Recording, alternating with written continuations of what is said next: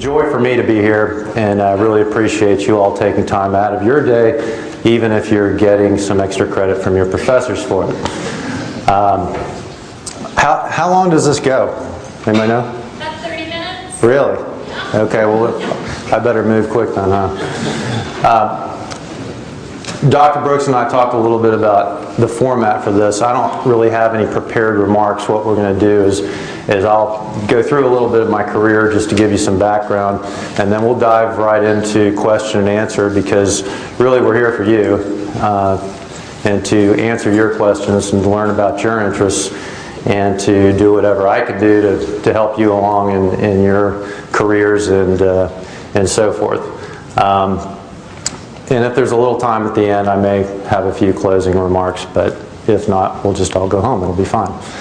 Dr. Brooks wanted me to tell a story about some famous people or something that you all might be entertained by. So if I answer my phone in the middle, it's because I called like 5 people on the way here and said, I need a story, I can't remember a thing. So a little background. I'm going to start after college. I was working for Marriott Corporation up in Boston and was not real happy with it. My mother asked me if I was still getting these recording magazines and music magazines, because I had been playing in bands and all that kind of thing. And I said yes. And she said, well, why don't you just go get a job in a studio? And I said, I don't think you can just walk into a studio and get a job. And she said, well, have you ever tried? And I thought, no, I haven't. So I tried. I got into a studio. Eventually did pretty well in Boston, outgrew that, moved to Los Angeles, got on at a great facility there, A&M Records, and got into facilities, worked real hard, worked my way up, became the chief engineer of that facility, then opened a facility for the Jim Henson Company, worked real hard, did well there. These are all world-class, legendary, world-renowned facilities. And got out of there, started a production company with my friends Kiefer Sutherland and Jude Cole, and did that for a little while, and then decided to move to Jacksonville, Florida, and live a quiet life. So that's my story. Annabelle, is there anything you want me to add? Oh, you want me to talk about this? Yes. She wanted me to bring like 20 of these, and I don't have a driver or a moving company or anything. So this was the last platinum award that I earned. There was a gold album after this, but that was a Bruce Springsteen record. I guess she thought it would be a good prop. But it sold over 2 million records. Gold albums are over 500. Platinum is over 1 million. Multi-platinum, of course, multiple millions. And this one was up for a Grammy too, which I wish I could have brought in a Grammy to show you, but it lost. I don't even remember who won. But that's that. Anything else?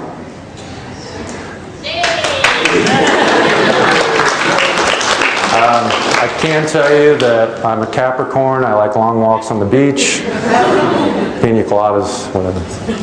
So why don't we just go ahead and get into some questions? Yes, sir. Did you say you talked to your mom, and she was like, why don't you just go into a studio and just, what did you do after that? Did you ask him? Okay. So he's asking after my mom said, why don't you go get a job at studio? Duh. What I did. I got a list of local studios in Boston. Many of them I knew from album credits, so I kind of knew who they were working with, what their level was in the industry. And I had a hit list, and I went around and banged on some doors, sent letters to owners and managers, tried to convince them that I knew what I was doing, because I had done some recording more as a hobby than semi-pro. Really it was just, it was 2 things, and this has been true throughout my career. One was persistence, where I just didn't give up and I kept banging on the doors. The other was I knew where I really wanted to work, and they were the ones that were getting back to me the least and really just ignoring all my efforts. But So the persistence paid off there, but there's also whatever you want to call it, fate or God or whatever, that tends to guide your path through life. And you know, I was meant to be at that studio. I knew it long before I ever went there. I knew it from these albums. I knew it as a Boston area studio that was cool, and I just knew that was where I was supposed to be, and I ended up there. And every position after that was very similar. I'd be tearing my hair out to get a job at some place and thinking it would never happen. But persistence and something inside me that knew that's where I'm supposed to be, and I'd end up there. But yeah, you know, letters, calls, just not giving up. Where would they start you at? What would they start you at? So what people start at entry level in a recording studio, particularly a big commercial facility, is you come in and you prove that you can make coffee. If you can make good coffee, then they might let you take a lunch order. I can assure you, if you screw up a lunch order, you're out. You're fired, literally. I mean, they take lunch very seriously in the studio. Might let you mix a drink or two, but there again, if you mess up the drinks, you're out. It's becoming less true in the studios now, but when I started, come on in, water's warm. We're going to all be singing later, you'll be first. When I started in the studios, you could literally be fired on the spot for anything. You're just looking at somebody the wrong way, you're fired, you're done. I'm sure there's less of that now, but it meant that you had to get in and perform. So make the coffee. Can you make it right? Can you keep it hot? Can you deliver it to people? Great, okay, take a lunch order. You know, this is me, college graduate, I've been a manager at Marriott, and I'm taking lunch orders and trying not to screw it up. And then you go get the lunch, and then maybe you coil up some cables. And if you do that right, maybe you can put some microphones away. And it's literally what sounds like childish stuff, but the environment is such that if you are stumbling and drop the mic, you're done, you're gone. Well, it was a mistake, I'm sorry, I don't care, you're done. And so they really start you at the very lowest level, no matter what your experience is, and you have to prove that you can handle each step of it on the way up. Yes, ma'am, sir. Okay, so working your way up, what was your first real leadership role, I guess? And then after that, what is the most challenging part about being a leader? Just in general or in music or television? In your career. So my first leadership role in entertainment, well, I think once you become an engineer, so in making records, you have the band or the artist, you have the producer who's kind of the conductor, who's telling everybody what to do, molding and shaping the sound of the music. You have the engineer who's in charge of all the technical stuff, sitting behind the board, setting up the mics, getting the sounds. And then below the engineer, you'd have an assistant engineer who's assisting, and maybe another assistant engineer, and then some runners, and there's this whole sort of feudal system. And I think about the time that I got to be an engineer when I was not only responsible for my duties, but responsible for what the people working for me were doing. That's, even if they weren't like direct reports, I still had to tell them what to do, and if they messed up, it was my butt. And that was really, I think, where the leadership started. Eventually, I got into management. I was operations manager for these facilities. Chief engineer is pretty much a client and operations manager, in which case I would have a staff of as many as 50 people working under me. And the hardest thing about it, it's different for everybody. I think the hardest thing for me has always been balancing trying to be a good person and trying to be supportive and trying to be encouraging, with the fact that you're always going to have some people that don't respond to that or they take advantage of it. For those of you who are parents, I've not been a parent, so I don't know, but I would assume it's very similar to parenting, knowing when to say, oh, it's okay, Johnny, and when to say. And I was very passive-aggressive like that. As a leader and a manager, I would give people a lot of rope and a lot of leash, and then I'd snap on them. I don't recommend it. It's not healthy. It's not cool, but that's what I did. So, and that made it hard because nobody really knew what to expect. Ladies first. That would be you. Okay. Do you think the best city to pursue this industry is LA, and what are some other good ones? The music part? Yeah. Okay, so she's asking the best way to pursue the industry. I promise you I can beat the mic. But I'm glad you have it now. You want to ask it again? Sure. Do you think the best city to pursue this industry is Los Angeles, and what are some others? The advice that was given to me when I outgrew Boston, so the major markets are Los Angeles, New York, and Nashville. And I had worked, being in Boston, I had worked in New York a good bit, so kind of knew the city, was thinking about something new. The thing with Nashville, it's a beautiful city, great people, awesome environment, but it's really all about country music.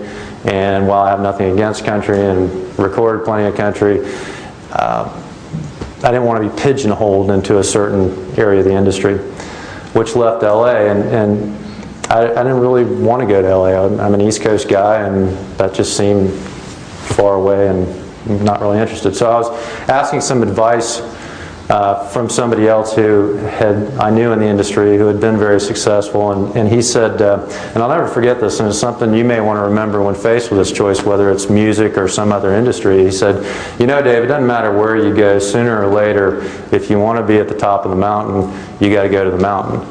And in music, the mountain is LA. I mean, New York's great, Nashville's great, but Los Angeles is where the mountain is. So you know, if the mountain's not going to come to you in Raleigh, Durham, North Carolina. It's not going to come to you. Even Austin, Texas, great music town, but that's not the mountain. And you have to make those decisions in life, particularly if you get married, you have a family.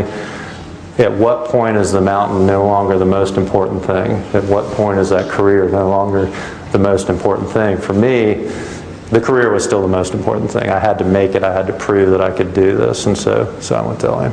So to answer your question, in music, those are the big three. And if you're really serious about a career in music, somebody can say, well, you know, go to Atlanta and get in with a place, and then maybe you'll have the opportunity to go to, you know, just go to LA, be done with it. Just go straight there.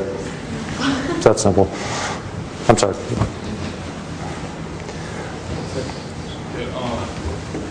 Oh, dude. Good. So a lot of us as college students, we're at the bottom of the food chain, kind of like where you started. Yeah. So if we're just running coffee and bringing lunches, how do we make ourselves stand out? Good question. And I've talked with Dr. Brooks about this. So the way I stood out, and the way I would encourage anyone to stand out in any job, is simply look for the things that no one else is doing. So if somebody's not giving you something to do because you're new, or they don't believe you can handle it, or you just have some extra time, just look around. I mean, you see some stuff on a shelf that's not organized, organize it. Put some labels on it. Make it so other people can find things easier. And just do that all day long. Don't even make a big deal out of it. Just constantly be doing the stuff that nobody wants to do, particularly if it's not glamorous, because nobody wants to do the unglamorous stuff. So while I was making coffee with the 10 other people that were making coffee, and they were trying to get into the control room and trying to get in conversations with these musicians and get to be cool and hip, and we're bros and all that, you know, I was busy cleaning toilets or whatever. I mean, just doing whatever it took to take that facility and that company and turn it into something better. And I mean, that's a huge, when you talk about differentiating yourself, that's an easy no-brainer, because most people, they just don't sit and look and go, you know, I've had to pick up trash in that corner the last 20 days in a row. Why don't I put a trash can over there? Duh. And you're the guy or the gal that does that. People pick up on that, and they go, wow, this guy's smart. He's paying attention. So that's the first thing I would do. The second thing, and related, is there's really no job is too far beneath you. So if you're making coffee, you think you're doing a good job, and somebody says, hey, well, you're doing so good at that, would you mind going and licking the toilet for us? You go, yeah, no problem, got it. And you go do it. Instead of, oh man, can't believe that. Really? Can't I go in the control room? And Or I'll do it, but then will you let me go in the control room and check stuff out? You know, just be like, yeah, I got it, no problem. And not like, oh, yes, sir, I'll go do that, fine. Just be like, yeah, I got it. Just be cool about it. And I think if you do that in any entry-level job, nothing's a big deal. You got it, take care of it. And maybe not even wait to have it asked of you. Just go ahead and get it done. There's another lesson for you. Life's not fair. I wanted to go back to when you were talking about you have a passive leadership style. Yeah. Okay, I like the same thing. So how did you gauge to improve that, giving people a lot of rope and then Yeah. being a little bit upset when things don't go right? So how did you improve upon your leadership instead of just being a passive leader? I didn't. I didn't like. No. Okay. So here's what I would tell you about this, and something Dr. Brooks and I were just talking about a couple days ago. I believe that you can lay in bed all night and stew over stuff. You can practice. You can train. You can read books. You can pray. You can go to a counselor. You can do all these things to self-improve, and that's great. That's awesome. I'm a big fan of self-improvement. But at the end of the day, it's what you do in the game that matters. I mean, yes, those things help you to perform better, but it's the moment in time when you're asked to perform, when you're required to perform, that counts. That's one element. On the other side is what goes on up here that gets in the way of your ability to perform. Because you can sit in bed, all the things I mentioned, go to the counselor, pray, read the books, blah, blah, blah, blah, blah, and think you got it down. But what happens when you get in the game and those little voices start going, oh, you might cause an argument. Just let it go for now. And then if it gets worse, you can go after them and all those. So you have to understand that in the moment, in the game, that's the performance, that's what counts. And then what are you going to do with those voices in your head that are telling you not to do the right thing? In leadership, we talk a lot about integrity. And I think people mistake integrity.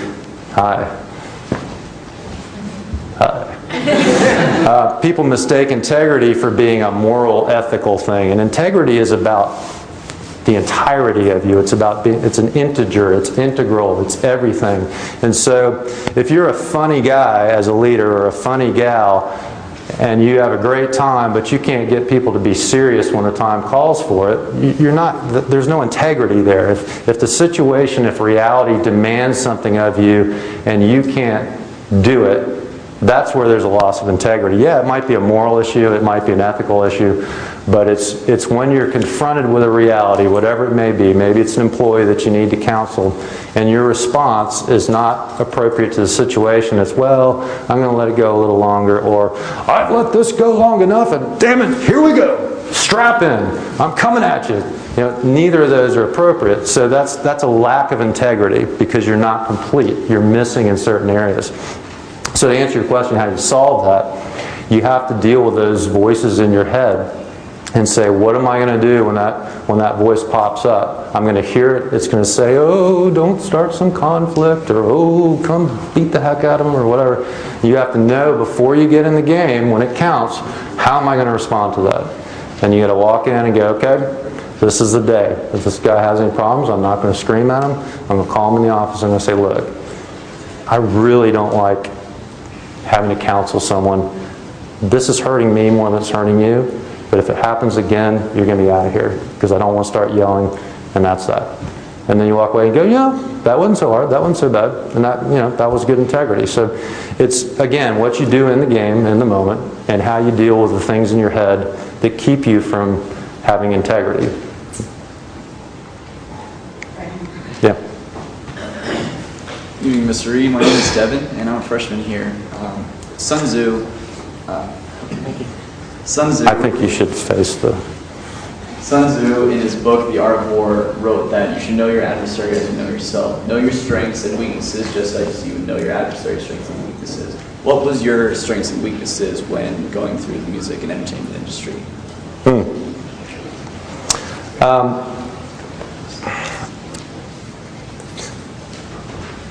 Dr. Brooks is so glad you asked that question. She's been waiting for me to talk about this. One of the big things that helped me was that anyone that I worked with was just another person. She's like, she's so excited.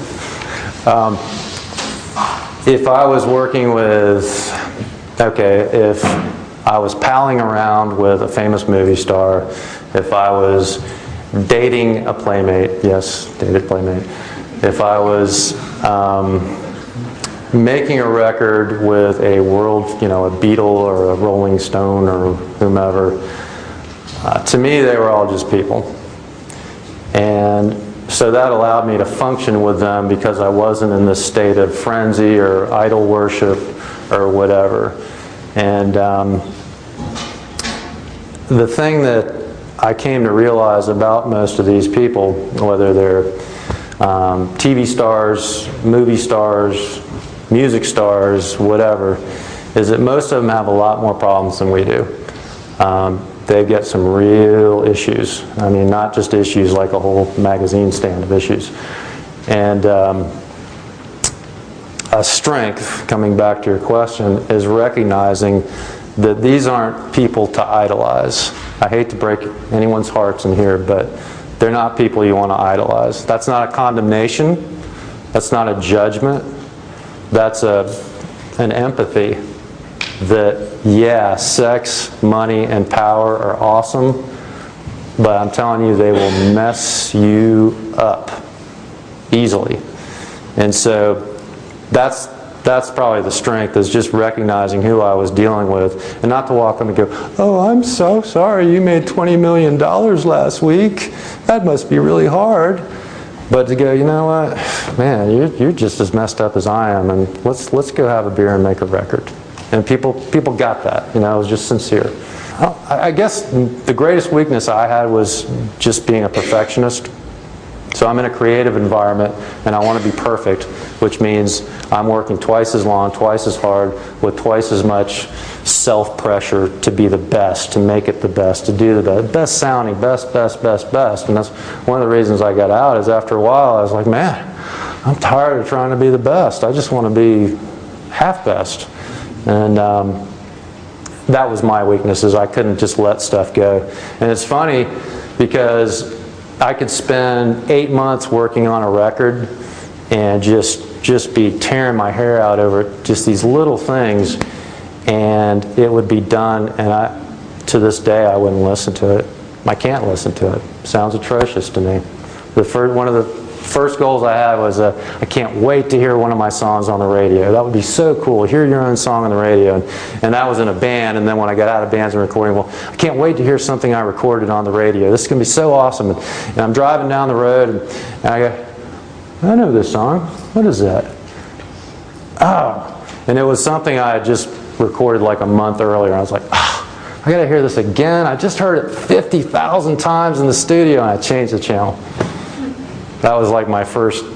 And so the next goal is I want to get a gold album. That would be so cool to get a gold album.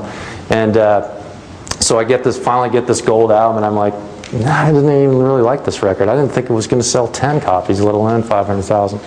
So weaknesses, this constant focus on perfection, and then whether I achieved it or not, stepping away and going, well, it's meaningless to me. And that's true a lot in life, and that's something I would offer you to take with you tonight, is that don't base your own value on these trinkets that you hold up there. I'm going to have a great career, or I'm going to marry the best guy, or I'm going to have all these great kids, or whatever you have in your mind. There's nothing wrong with having goals, but don't let things and stuff and trinkets define your self-value. I mean, your value is because of who you are, not because you got a song on the radio, or you got you might reach some goals and go, this is the best thing that ever happened to me. I'm not saying your lives will be like mine, or that you're like me. I hope you're not like me.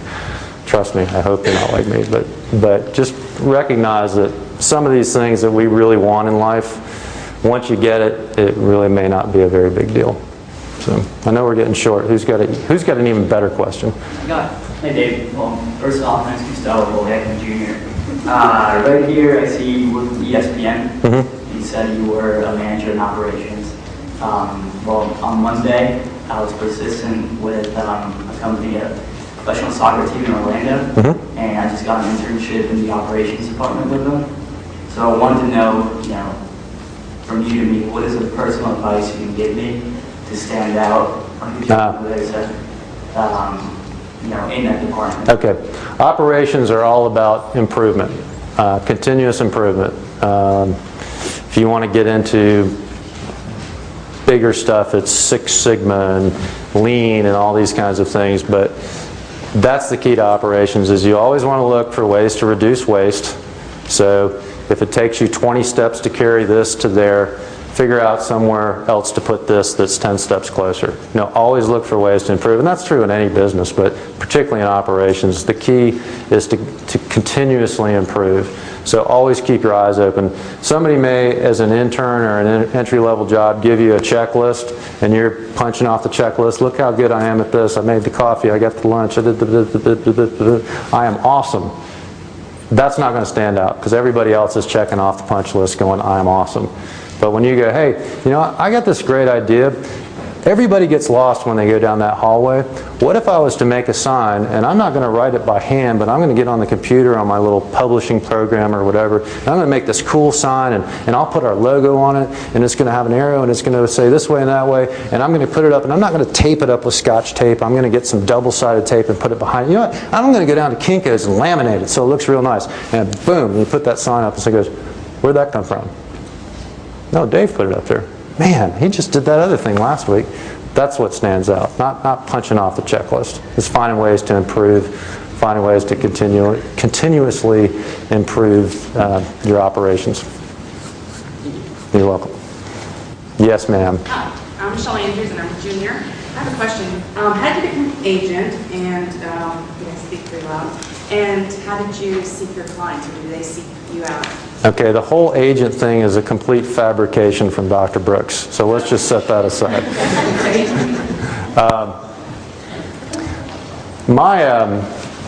My involvement in the industry, so I worked in studios, I managed studios, I also did consulting, I did a lot of kind of brand management, so in a way, sort of my agency was just being a jack of all trades that could connect the dots for people.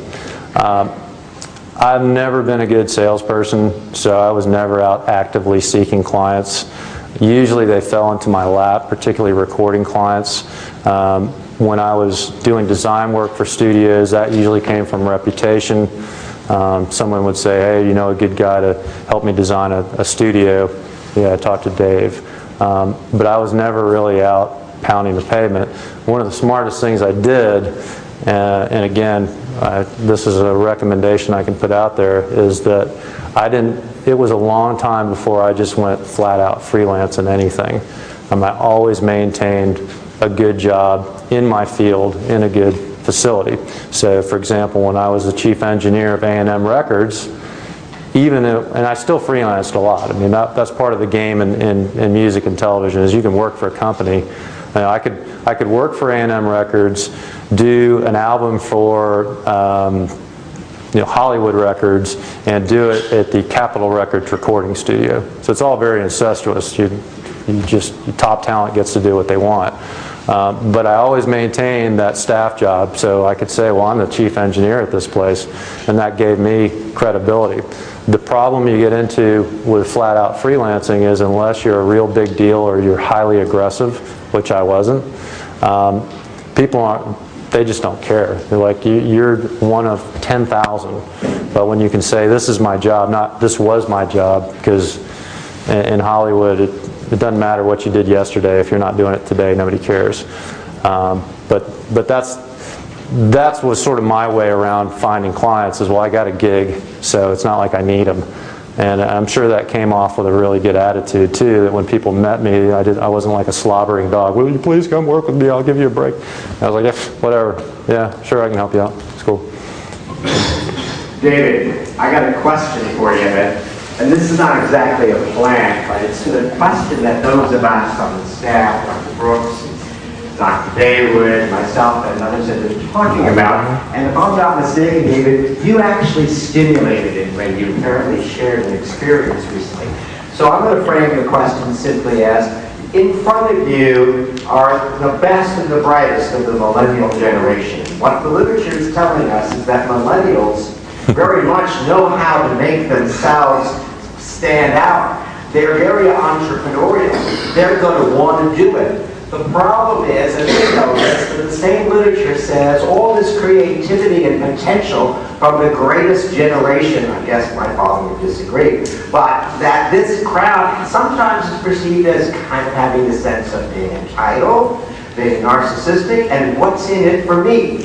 And I remember a conversation about what's appropriate and not in an interview, and how do you put yourself forward as a young person to make your light shine, so to speak, and your strengths, but kind of couch it and not overstep yourself lest you kind of backfire. Yeah. Does that prompt something in your recollection? This is a trap.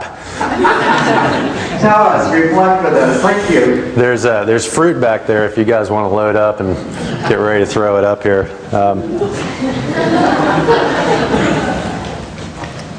Okay, so a little preview of what I suspect will come this fall at the Leadership Summit, or at least the accelerator I'm pressing, is that there's this concept of millennialism, and there's a concept that's not necessarily separate, but a concept of professionalism.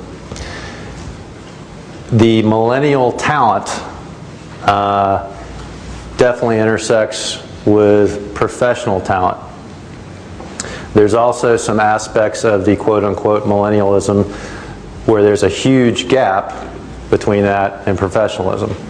So something you may want to think about, particularly if you're going into a competitive industry with a lot of people that have been around and worked hard to get where they are, is that they really don't give a damn who you think you are.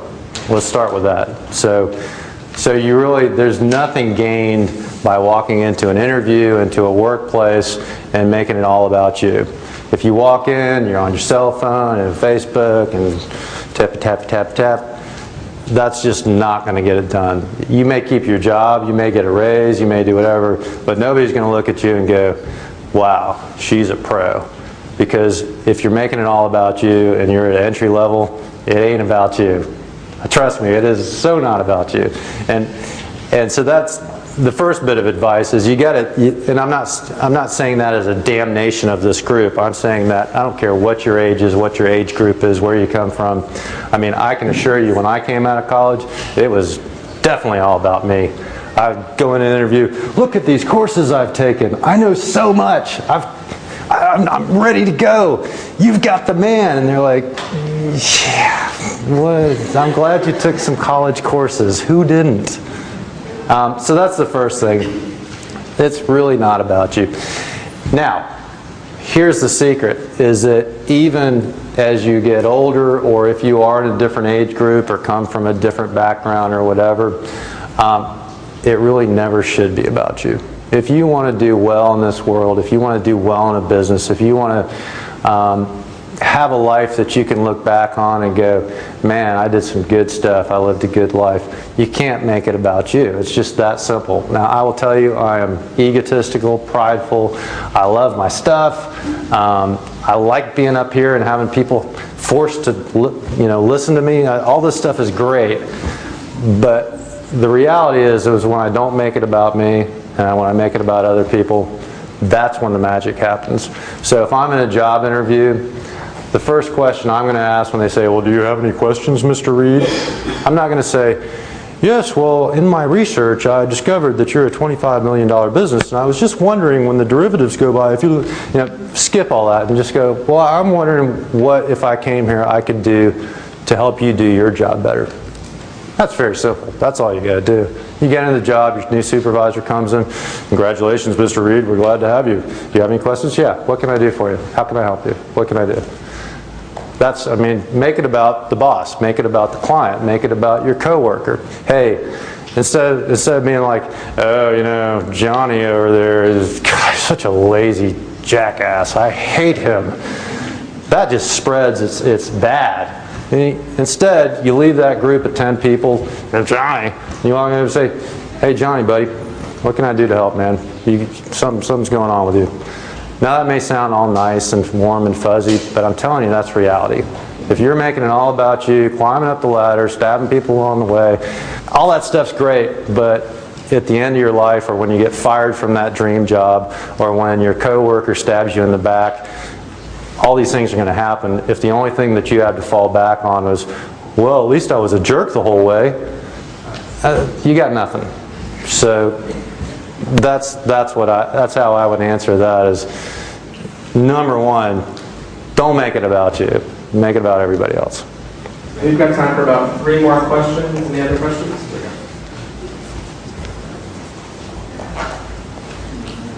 How do you know whether or not you should try to get a job within a corporation or actually go out on your own?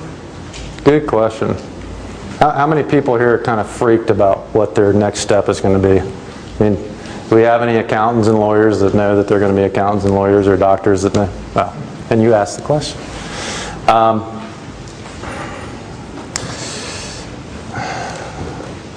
I would be very, okay, this is something I've talked about before, and I'll try to make this quick, but I think it's worth repeating that in life, we always look for true, false, yes, no, right, wrong, things that we can grab onto and go, okay, that's the right direction. Or even if I don't want to do the right thing, at least I know what it is. We try to control our environment. We try to control the options. We try to get a handle on everything so that we can make good choices and good decisions. That's all well and good, but truth usually is not framed as a yes or no alternative.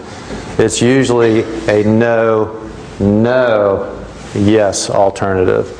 So when you're wondering, for example, about do I get in a big corporation or do I go freelance, well, maybe the answer is actually to get in a small company. Or when the question is, well, should I find some mentor to grab onto and just follow in his or her coattails, or should I just do it my own? Dave talked about how he always did it his way, and he learned his way, and he had his signature. Well, neither one of those are probably right. The answer is probably the third way, which is, well, no, find an organization that has several people that you can work with and learn from, and not just be on one person's coattails or just doing it yourself. So when you make these kinds of decisions, particularly about careers, just understand that there's often a third way that you're not even thinking about that's a better way.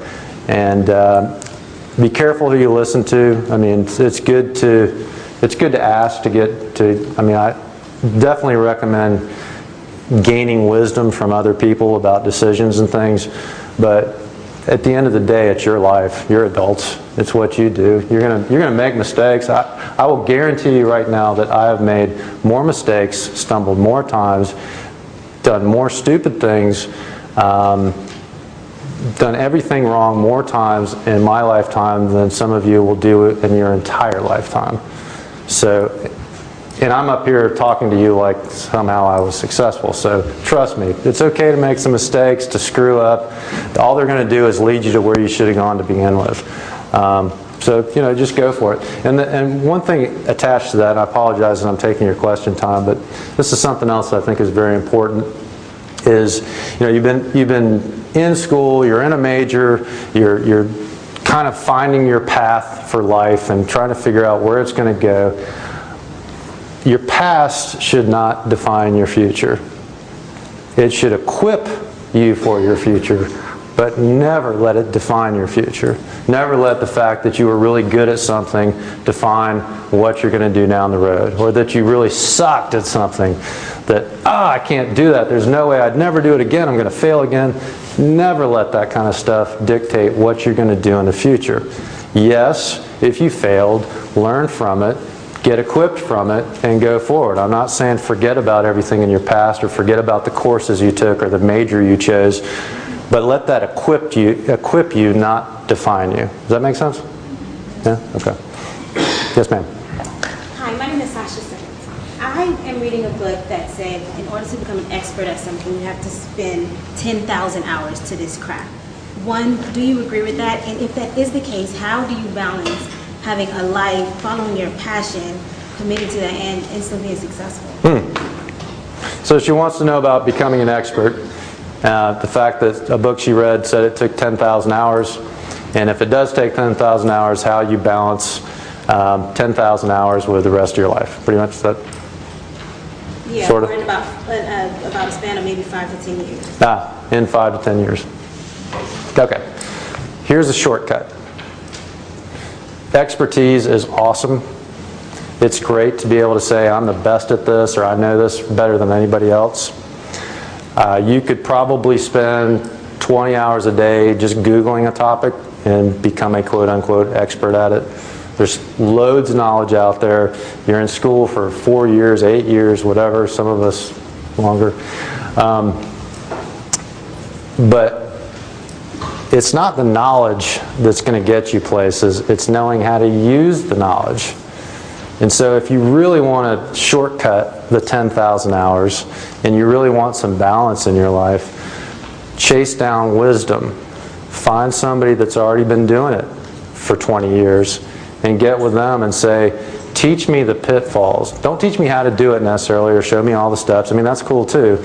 But tell me what I need to know when I'm in a situation that everybody else is pulling their hair out going, well, I Googled it for 20 hours and it said to do this and I don't know why it's not working. That you go, well, you know, let's step back and let's look at the options. And the voice of reason, the voice of wisdom, the person that's kind of above what's going on, to me, is always more valuable than the expert.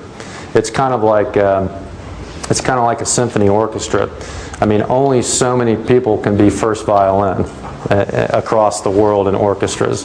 That's a level of expertise. Same with all the other instruments. But who gets all the glory? It's the conductor. And why? Because the conductor has the wisdom to see the tempo's not quite right. They're not coming in quite right.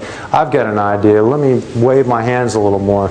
And that's what leadership is. I mean, you want to define a leader. We always talk, well, leaders born, are they made, are they this, are they that? Yeah, whatever. Leaders are conductors. Leader's the person that, like I said, when you're in the game, in the moment, you're sitting there going, this is good. Keep going. That's great. Hey, I need a little more from you. Come on, let's go. Come on, guys. Here we go. All right, now that's enough. Let's just quiet down. And that's what leadership is. It's being a conductor. So, you know, expertise is great. Some of us are wired for that. Some of us are wired to be the first violinist. And kudos to you. I wish I had that kind of talent.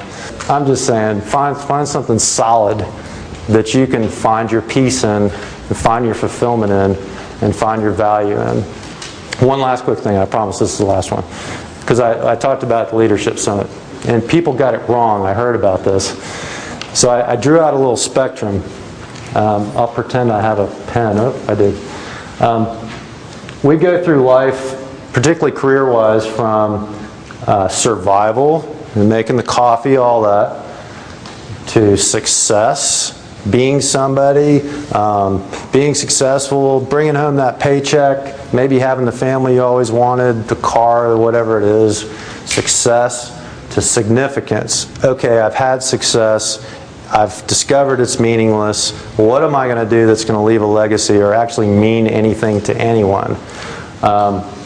Those are the three phases that we, I think, go through in our personal and professional lives. What I thought was really funny and cool is that I heard back from the summit that the people that wrote that down and memorized it had survival, significance, success.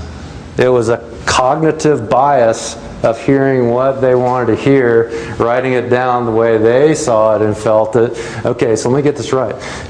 I'm significant right now, so I'm aiming for success. And when I get success, that's going to be the end game. I got news for you.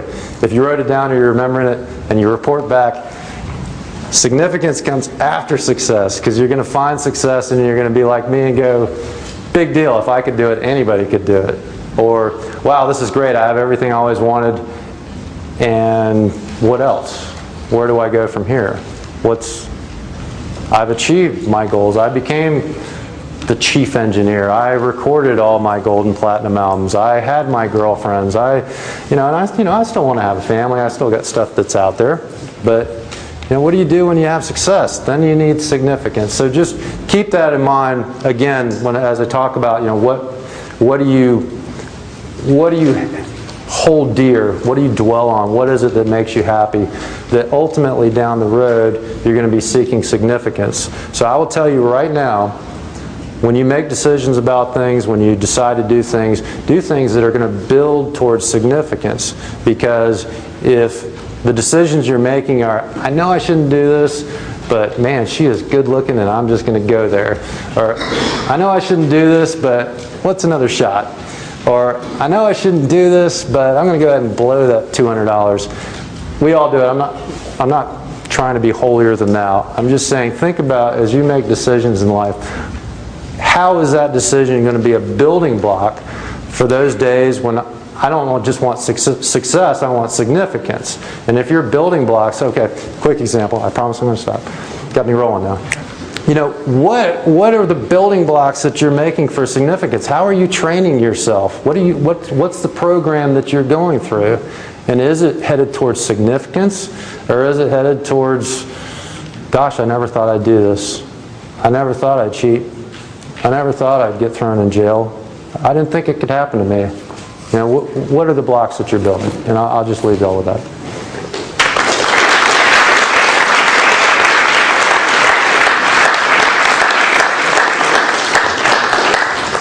On behalf of the Institute for Values, Community, and Leadership, I've got a gift Wow. for you. There you go. Thanks. Let's give this reader a big round of applause. Thank you so much. And be sure on your way out to turn in your evaluation forms to our folks at the front. Thanks a lot and have a great evening. Thanks. I appreciate that.